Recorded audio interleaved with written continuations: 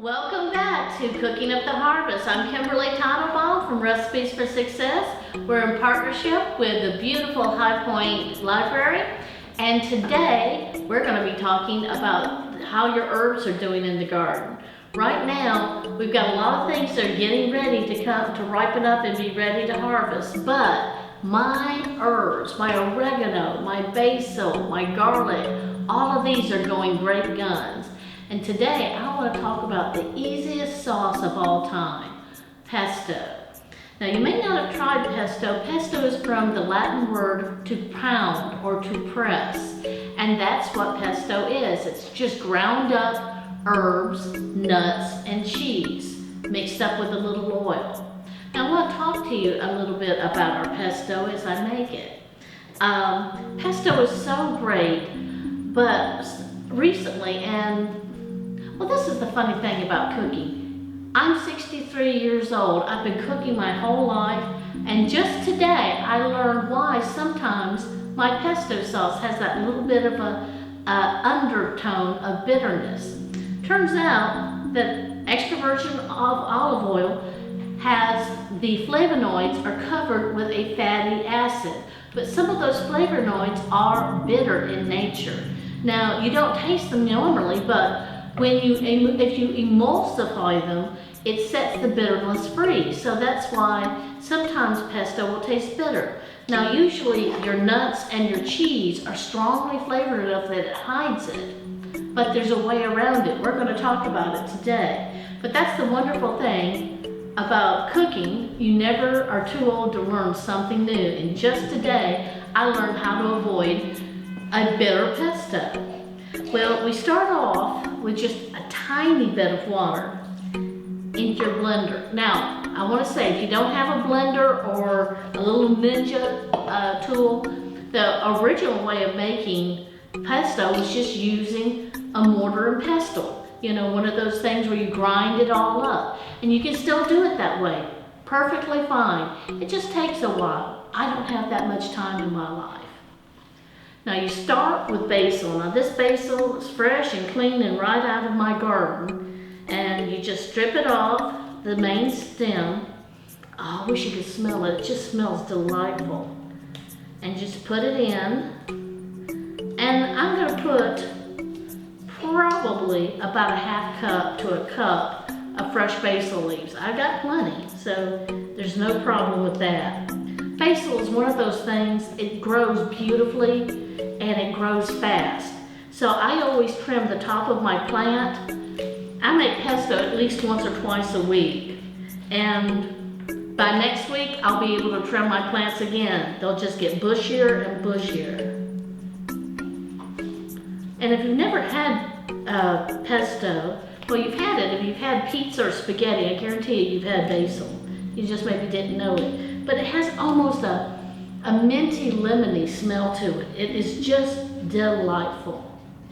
And I'm going to start by giving this a little bit of moisture in here, remember, and now I'm going to grind it up just a little bit.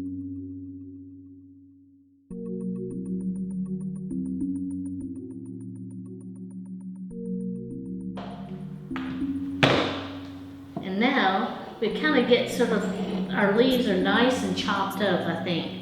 And I've got, it looks like about a half cup or so. Now what I'm going to do, because I'm just going to make a little bit tonight. I have already toasted my pine nuts and my cashews. Now, you remember a couple of weeks ago, we demonstrated how to toast nuts. Well, a lot of people might say, pine nuts, what are those? Well, you can get them in almost any decent store. Pine nuts do tend to be a little expensive, but you don't have to use them. You can use cashews, you can use almonds.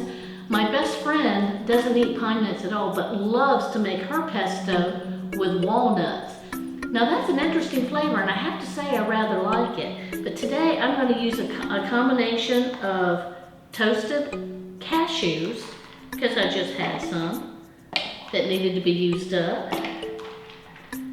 And the rest is going to be toasted pine nuts. Doesn't take a whole lot, but you want to have some in it. So put the top back on.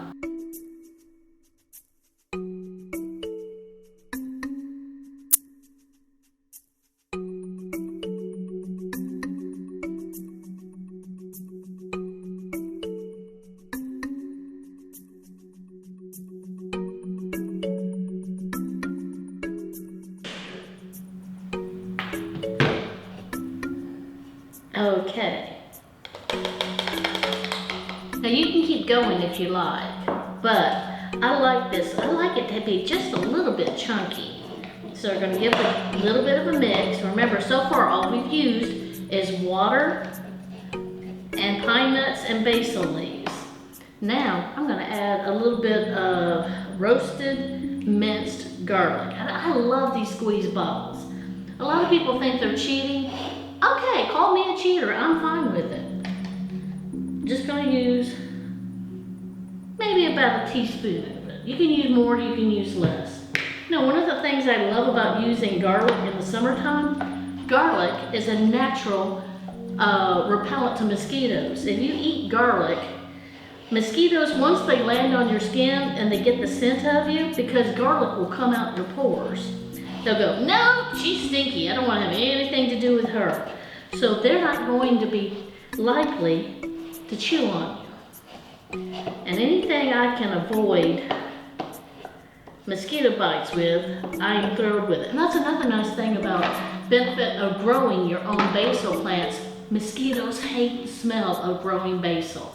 They'll stay away from it. Now, I used to, at this point, put my olive oil in and give it a quick blend up, emulsifying my mixture.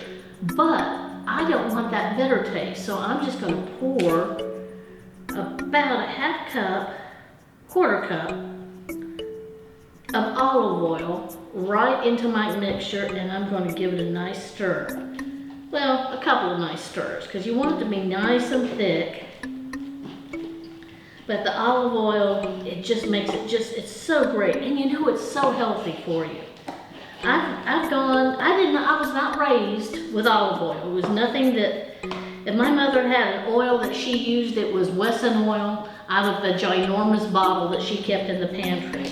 But now I've learned so much about almond oil and olive oils and all these wonderful oils that are so much healthier for you. And of course, canola oil. I'm going to add a little bit more oil to this. And you're going to think, my God, how much oil? That's a lot of fat. Yes, but it's a healthy fat. And you'll find that nice thing about pesto, a little bit goes a long, long way. So mixing this up nicely. And now we add our cheese.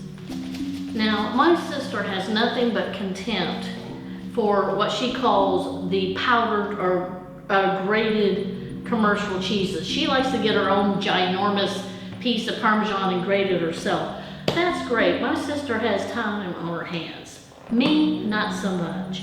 So I just go ahead and I get a big amount like this because it's great for something like this.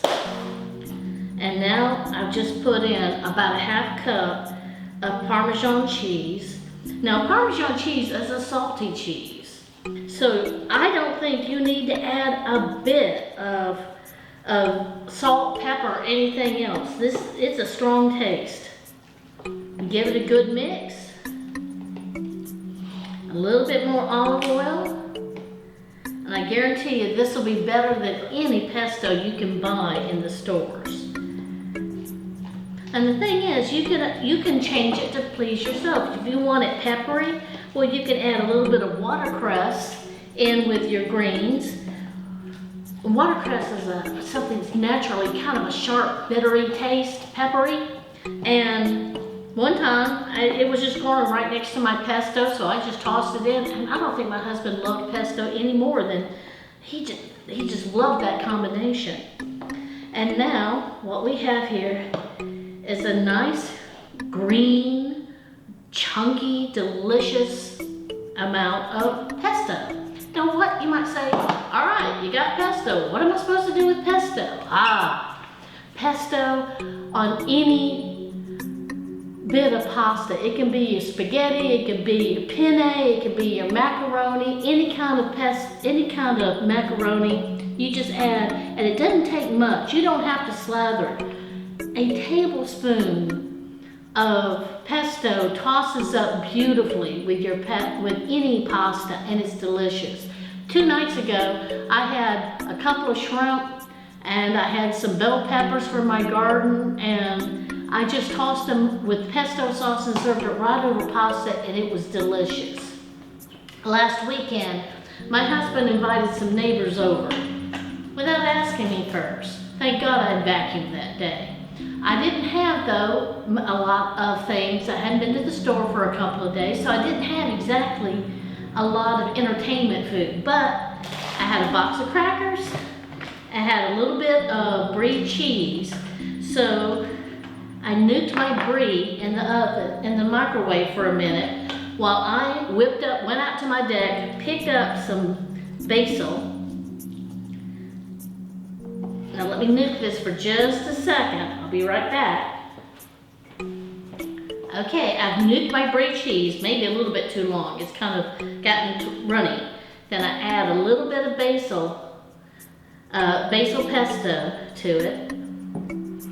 Top it off with some crackers. And I actually had a pear, an apple, and a couple of peaches. So I sliced them up, put them out on a platter, and I had instant party with the neighbors. So pesto sauce is wonderful with brie cheese on a cracker.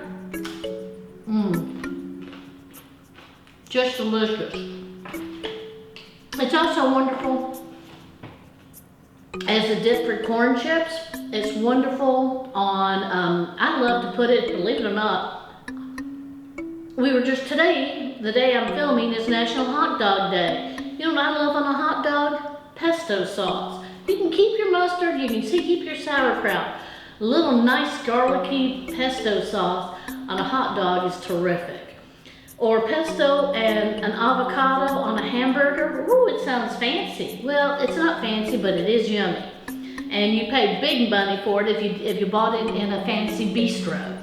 So pesto can be your summertime best friend. It's quick, it's easy, it's cheap, and best of all, it's delicious. So try it on your sandwiches, try it with your cheese, try it on your pasta. You'll be glad you did.